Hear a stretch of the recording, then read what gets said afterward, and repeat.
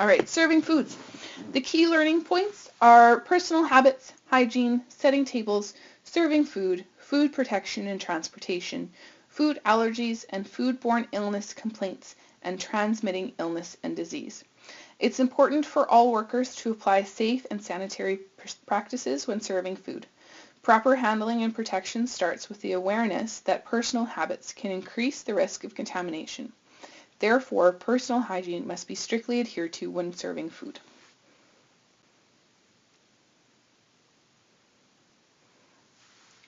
Earlier in Unit 2, the concept of breaking the cycle of transmission was covered, and the emphasis was placed on the food handler who could directly or indirectly contaminate foods. A more detailed discussion on personal habits and hygiene is warranted here to further emphasize the importance and to avoid costly mistakes in the food handling practices. So, personal habits. An example of a personal habit is an unguarded cough or sneeze that disperses numerous microbes from the nose, mouth, or throat. These microbes are suspended in tiny droplets of moisture and can contaminate the environment, workers, and food product. Other habits to avoid include licking your fingers, for example to pick up a piece of paper, smoothing your mustache or beard, biting your fingernails, smoking. A smoker invariably contaminates their hands with saliva. Chewing on a toothpick or match, opening bags by blowing in them, or wearing excessive jewelry. Furthermore, testing and tasting foods by dipping fingers into the food and then into the mouth, or using a spoon or ladle after it was in the mouth, are all examples of personal habits to be avoided. Testing and tasting foods can be accomplished without compromising serving. When tasting foods, do use a disposable spoon and discard, or use a regular spoon and put it through a dishwashing procedure. Ladle food into a cup or tasting bowl when tasting the food. Use a different cup or tasting bowl each time. Touching the face or mouth or using hands to cover a cough may be a natural habit, but it is not appropriate. Food handlers must apply proper hygiene, such as hand washing, immediately after all such incidents during the food handling process. So when to wash your hands? After sneezing or coughing. Workers can cover their noses and mouths when they sneeze or cough, and they inadvertently contaminate their hands. Wash hands immediately. After using the toilet. Studies show that an estimated 60% of people do not wash their hands after using the washroom. The bacteria from human waste can easily be transmitted to food. Bacteria may contaminate hands or pass from porous toilet paper onto hands. Hands must be washed after toilet use. After smoking or using toothpicks. Smokers frequently come in contact with their mouths and consequently transfer their bacteria found in saliva onto their fingers. After handling raw foods. Many raw foods contain high numbers of bacteria. Hands should be washed before contaminating other foods in the environment. After cleaning or wiping tables. Some patrons may be suffering from a contagious disease. Food handlers may be creating unnecessary risks for themselves and others if they do not wash their hands after wiping tables. After handling soiled objects. Workers perform many tasks that involve potentially soiled objects. Workers must wash their hands after opening doors, lacing up shoes, receiving money, emptying the garbage, or talking on the phone. They also must wash their hands before starting work and after each work break. Proper hand washing methods. Use only sinks installed for hand washing. To prevent contamination, leave clothing, such as your apron, outside the bathroom and only put on again after you've washed your hands. Use warm water to help dissolve natural oils and bacteria from your skin. Use soap and lather well beyond the wrist. Wash hands properly. A minimum of 30 seconds is required. Apply a rotary method to get friction. Pay particular attention to areas between fingers and fingernails. A fingernail brush should be used. Rinse hands thoroughly under running water and with the water running downwards from wrist to fingertip. Dry hands thoroughly using a single-use paper towel or a hot air dryer. Use paper towel to turn off the taps. People have dirty hands when they turn the taps on, so using paper towel provides a barrier to prevent recontaminating your hands when you turn the taps off. Cloth towels will gradually become more contaminated with successive uses. Wiping hands on aprons or clothes should be avoided at all times. So here are the steps for hand washing again. Remember to use warm water, use liquid soap and lather beyond the wrist for 30 seconds. Use a rotary method to get friction. Use a fingernail brush. Rinse thoroughly running under water with water running downwards from the wrist and fingertips, and dry using a single service towel or hot air dryer. Food handlers are required to clean tables before use, set tables, and clean up after the serving process. To minimize the risks of contamination when tidying, setting, and handling dishes and cutlery, workers should place inverted glasses on placemats and inverted cups on saucers to reduce the chance of contamination from dusts and sneezing. This indicates that they have not been used. Wrap or cover cutlery to reduce the chance that someone else touched the clean settings. Keep hands away from food or any part of the table setting when handling dishes and utensils. Pick up the handle and handle every glass by its base. Do not pick up the utensils by the business end, so the end that goes in your mouth. If leaving tables set, it is better to wrap cutlery to avoid contamination of the eating surface by dust or dirt. The person setting the table should visually inspect each item and make sure they are properly washed and that poorly washed utensils are not left on the table.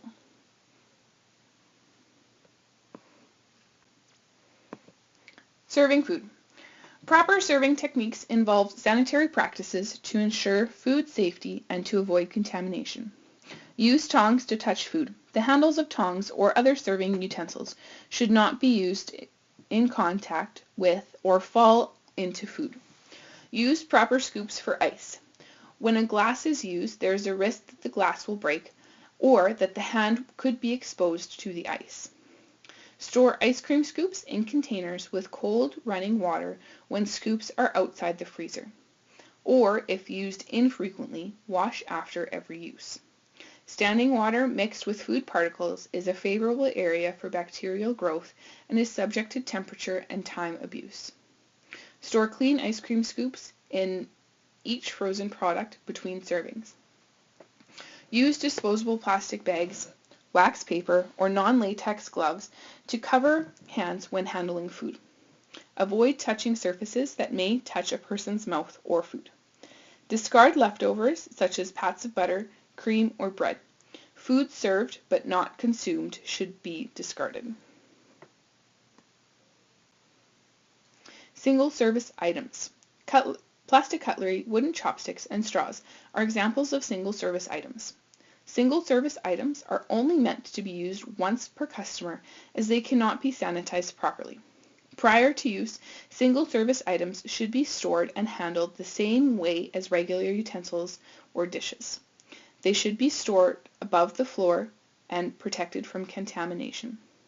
Single-service items are to be used only once and then thrown away. There are no exceptions.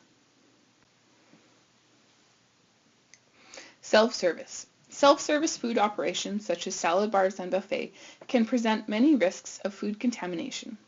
Food handlers can protect customers from contamination when they monitor the times that food is left out on the buffet, keep food out of the danger zone via refrigeration or with ice mounds under bowls of food, top up ice regularly if refrigeration is not available. Check temperatures on a regular basis for hot foods and keep out of the danger zone. Use food in display units at safe temperatures and do not cool down or heat up food in the units. Use a sneeze guard for prevention of spreading pathogens. Pathogens can be spread when coughing or sneezing on the foods or hands. Discard old food when replacing the container with fresh food. Never place newer food containers below previous food items to avoid mixing the two foods.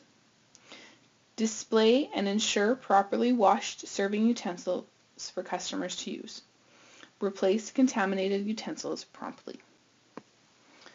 Food protection and transportation. The bottoms of dishes are commonly contaminated hazards.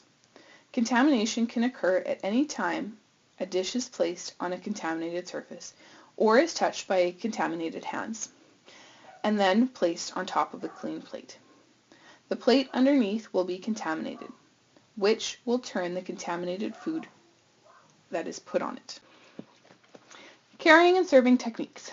Holding, carrying, and serving foods can be made easier and safer if appropriate measures are taken to avoid injury. Techniques for safe carrying and serving include: use a tray to avoid carrying plates on arms. This will reduce food contamination.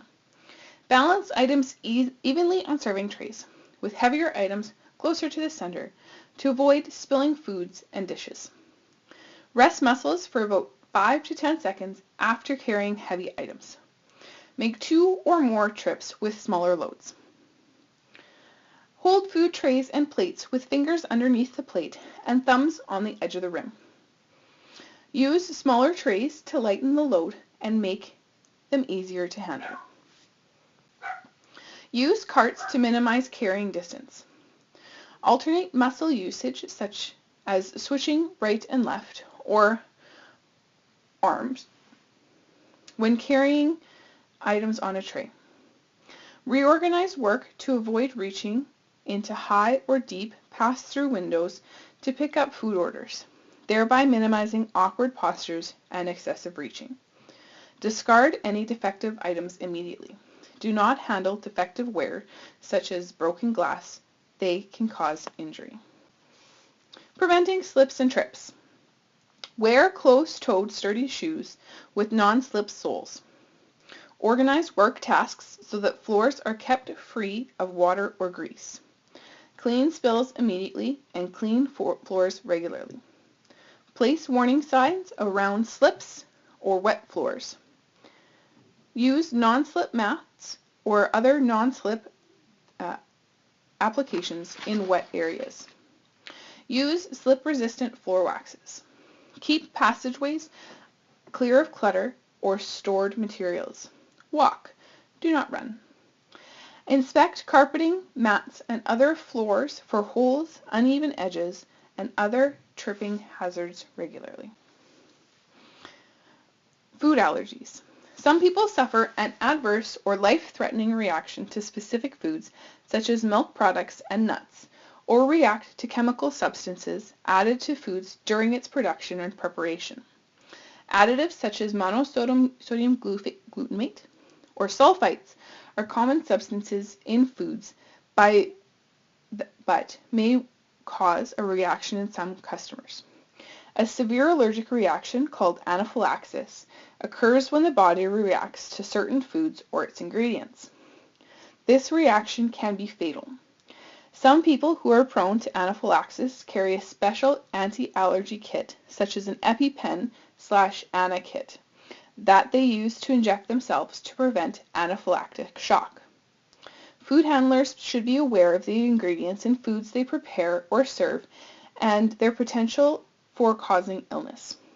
Be prepared to advise customers of foods ingredients. People with allergies may be sensitive to ingredients, so even trace amounts could cause a fatal reaction. It is essential that a person experiencing an anaphylactic reaction be taken to a hospital for immediate medical treatment. Do not use the same utensils for known allergens on other foods because of possible cross-contamination. Avoid the use of latex gloves when handling food because the workers can develop a life-threatening allergic reaction to latex. Customers with an allergy may react to food that has been touched by latex. A real case, a cheese allergy. A 13-year-old girl ate French fries at her high school cafeteria. It was believed the food was cross-contaminated with cheese, to which she was severely allergic. Her heart and lungs collapsed, and she died the next day. The drawings below illustrate cheese transfer from an improperly washed plate. Some other ways that the cheese could have been contaminated, or contaminated the French fries, could have been in the cooking oil, during the food processing, or transferred by a food handler. Foodborne illness complaints. If a customer complains of foodborne illness after having dined at a food service establishment, the customer should be referred to the manager. If the manager is not available, take down the address and phone number and determine particulars on the types of food, time of day consumed, and the number of people in the party. Contact the manager, who will report the complaint to the public health inspector. Do not give medical advice. Transmitting illnesses and disease. Food handlers should not work while ill. In many cases, an illness can be described as a number of pathogens or germs that have grown to such a large number that they overwhelm the natural defenses of the body and produce symptoms of disease. When pathogens are present in such large numbers, they pose a high risk to those around you.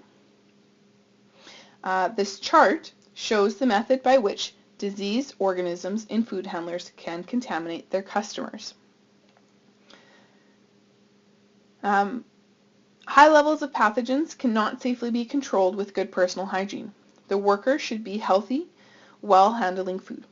Any illness or injury must be reported to the manager, including infections such as boils, sticky eyes, severe acne, sores, scrapes, or cuts, flu-like symptoms, or sinus infections.